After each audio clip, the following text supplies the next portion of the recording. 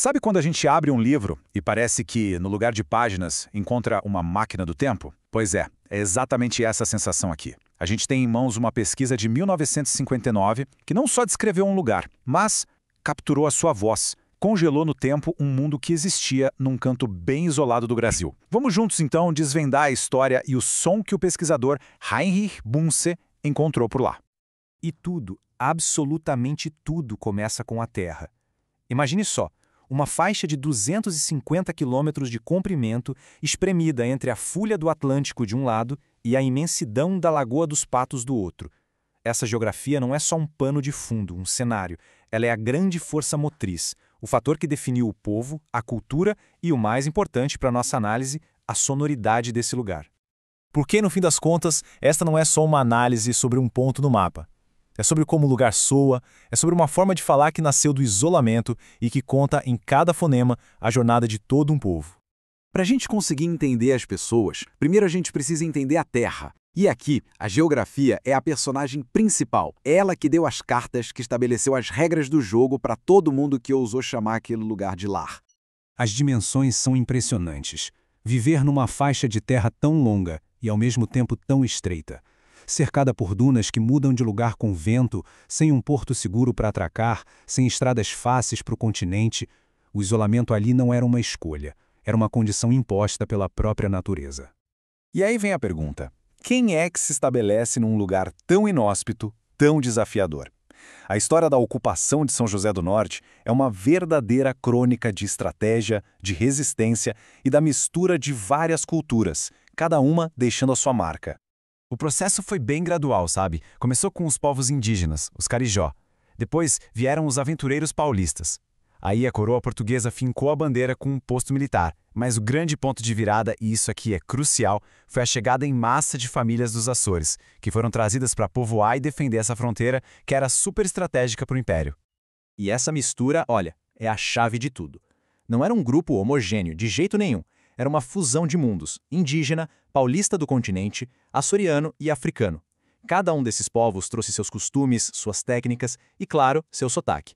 Tudo isso fermentou nesse caldeirão isolado e criou algo completamente novo. Bom, agora que a gente já sabe quem eram essas pessoas, a pergunta é: como é que elas sobreviviam? Num lugar tão desconectado do resto do país, a autossuficiência não era uma filosofia de vida, não, era a realidade do dia a dia. Agora, atenção para um dado que parece até ficção. Em 1957, este pequeno e remoto município era responsável por quase metade de toda a produção de cebolas do estado do Rio Grande do Sul. É um número espantoso, um exemplo impressionante de especialização e de adaptação àquelas condições de solo tão únicas. Além da cebola, a pecuária era a espinha dorsal da economia. E aqui a gente vê essa conexão poderosa entre identidade e sustento. De um lado, as marcas de gado. Cada uma era como uma assinatura da família, uma espécie de brasão do Pampa. Do outro, o resultado. Os rebanhos que davam vida à planície. A marca era o nome, o gado era a riqueza. E essa autossuficiência também acontecia dentro de casa. A tecelagem era uma indústria doméstica essencial. Todo o processo, da ovelha ao cobertor, era manual.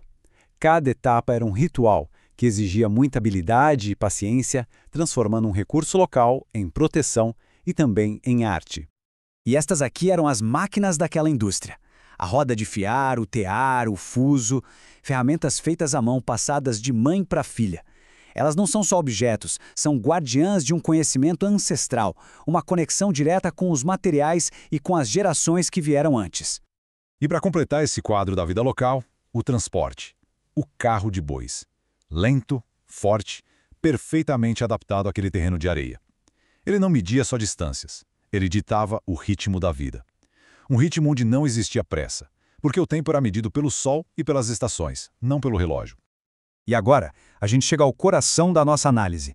Toda essa história de isolamento, de mistura de povos, de um ritmo de vida próprio, tudo isso convergiu para algo que a gente pode ouvir. Um dialeto que é um verdadeiro fóssil vivo da língua portuguesa. Mas, antes dos exemplos, é muito importante a gente entender o que é um dialeto.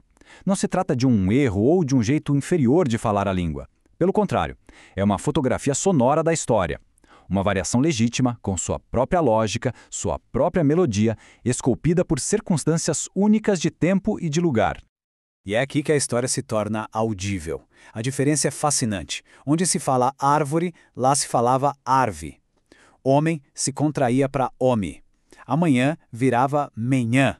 E veja bem, não são mudanças aleatórias, são ecos do português falado séculos atrás, especialmente nos Açores, que foram preservados e adaptados por essa comunidade isolada. É como se a gente pudesse ouvir o passado falando no presente. E esta é a voz autêntica daquele povo, numa benzedura popular contra o mau ar. A musicalidade é nítida. É a linguagem do dia a dia, mas também é a linguagem da fé, da superstição, da poesia. Cada uma dessas palavras carrega um pedacinho da visão de mundo daquela gente. E o ponto final é este. O estudo de 1959 capturou um desses mundos, talvez no último instante. E isso nos deixa com uma reflexão que é inevitável. Cada dialeto, com suas palavras únicas, seus sons, suas histórias, é um universo inteiro. O que será que a humanidade perde para sempre cada vez que uma dessas vozes se cala?